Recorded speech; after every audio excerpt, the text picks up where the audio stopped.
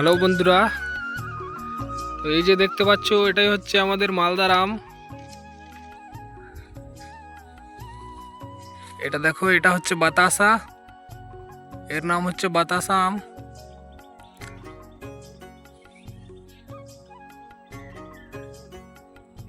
এর পাশে এটা হচ্ছে খিরসাপাতি। এটা আমাদের গর্ব, মালদার লোকেদের, আম চাষিদের এটা হচ্ছে গর্ব, খিরসাপাতি। এটা হচ্ছে গাছ মিষ্টি আম, মানে এই আমটা যেমন পাকলে মিষ্টি হয়, কাঁচাতেও তেমনই মিষ্টি লাগবে।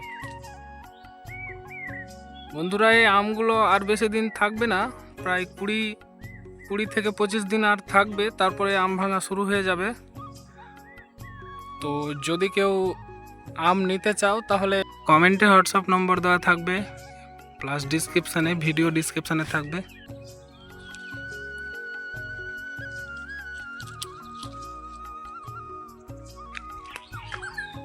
এটাও হচ্ছে সেই খিরসাপাতি আম। সাইজগুলো দেখো একবার।